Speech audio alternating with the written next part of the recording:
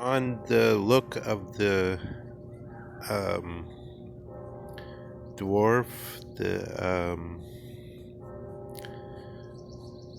Hegelian dwarf, in the context of Zizek, as the one who looks not like uh, Leonardo da Vinci and not like the astronomers who have sufficient reason rather than uh, the mere, let's say, sense that pays us to have it. Good sense, but somehow in a cynical way, this is said, mercenary sense, I suppose Strauss might put it. Not sense for the sake of the moral. Um, this dwarf looks at the night sky and doesn't see those stars at all.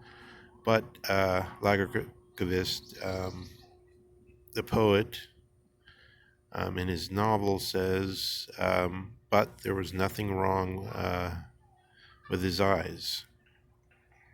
That's the kind of eyes he had. So these blind eyes, these eyes that are unlike human beings. So, how does that come to be a difficulty in Nietzsche and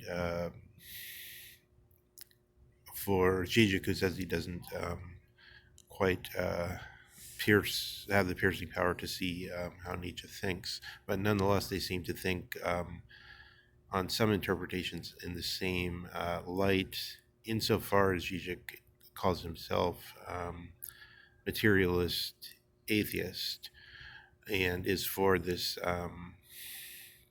blindness of the material. Um, so Nietzsche is for the will, and we could say that the will is something subhuman in the proper way. So the will, it goes with the animal, and the will involves making choices. Um, Animal sees different objects. Um, it doesn't think in the sense of having a discussion about what is this object, but it does will and it does feel. So feeling means, in a way, saying yay or nay to the thing, or as it were, simply sensing the thing as agreeable or disagreeable.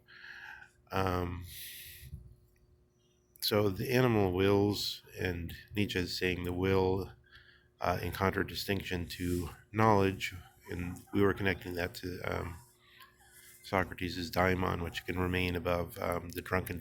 Even he can get as drunk as he wants, or remain sober as long as he likes, but he always remains in some way with this vivacity of power from the sky, as it were, ample power to hold himself above the sway of the senses within his daimon.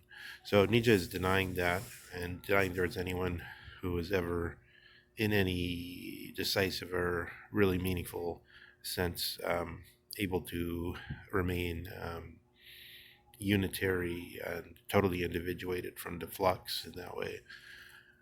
He says that everybody is involved in it, but nonetheless, his life-giving lie, perhaps, because how would he be able to ask the question, what is it about the will, and clarify it so nicely as to know that it was the prime mover almost, um, to hoist another,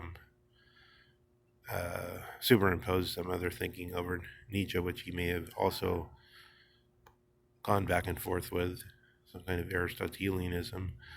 Um, how can he know that will is, as a science, know the will is really that prime mover? Um, but in any case, Nietzsche's, we can see, he's clearly on the side of the animal and on the side of what he just calls life, although he says you can rush up into the thinking and then use what you like, but it must ultimately fill um, the uh, the appetite of the will, fulfill it. Um, so when Zizek is taking the side of the dwarf who won't look into the sky, um, he's more like this Nietzschean position